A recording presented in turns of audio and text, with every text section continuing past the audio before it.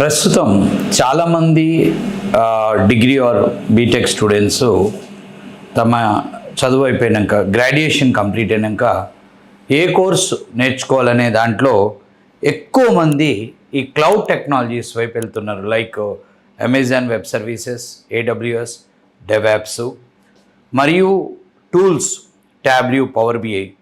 So AWS, DevOps అనే కోర్సులు ఫ్రెషర్స్కి కరెక్టా కాదనేది ఈ వీడియోలో మనం డిస్కస్ చేద్దాం.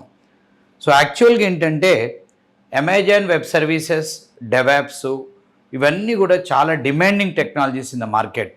బట్ మనం ఎవరిని అడిగినా, ఒక డిగ్రీ స్టూడెంట్, ఒక ఇంజనీరింగ్ స్టూడెంట్ నేను ఏ కోర్స్ చేయాలన్నప్పుడు ఆటోమేటిక్గా మోస్ట్ పాపులర్ టెక్నాలజీస్ పేర్లే చెప్పడం జరుగుతుంది. కానీ ఈ AWS, డెవాప్స్ కోర్సులో ఒక ప్రాబ్లం ఉంది. ఏంటంటే వీటిలో చాలా ఎక్స్పీరియన్స్ జాబ్స్ ఉంటాయి, కానీ ఎక్కడ ఫ్రెషర్ జాబ్స్ ఉండవు. సో ఈ విషయాన్ని ఆ చెప్పిన వాళ్ళు గమనించట్లేదు.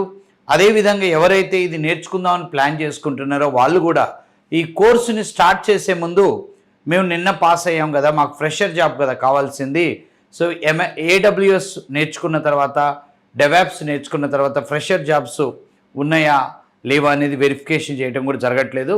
సో నా దగ్గరికి వస్తున్న చాలామంది స్టూడెంట్స్ AWS నేర్చుకొని, డెవాప్స్ నేర్చుకొని ఒక 5-6 నెలలు జాబ్ ట్రైల్ వేసి అక్కడెక్కడ జాబ్ దొరక్క, సార్ ఫ్రెషర్ జాబ్స్ AWS, డెవాప్స్లో లేవని మళ్ళీ .NET కోర్సుకు రావటం జరుగుతుంది.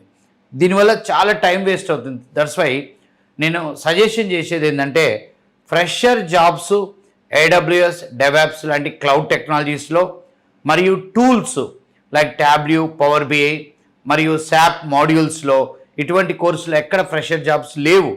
కాబట్టి ఫ్రెషర్స్ ఒక కోర్సు డిసైడ్ చేసుకునేటప్పుడు అందులో ఫ్రెషర్ జాబ్స్ ఉన్నాయా లేదా అనేది వెరిఫికేషన్ చేసుకొని జాయిన్ అవటం మంచిది. So my advice is AWS, డెవాప్స్లో ఫ్రెషర్ జాబ్స్ లేవు. సో మీరు ఫ్రెషర్ జాబ్కే కనుక ట్రై చేసేది ఉంటే ఈ కోర్సులు చూస్ చేసుకునేటప్పుడు ఒకసారి ఆలోచించుకోవడం మంచిది. Thank you.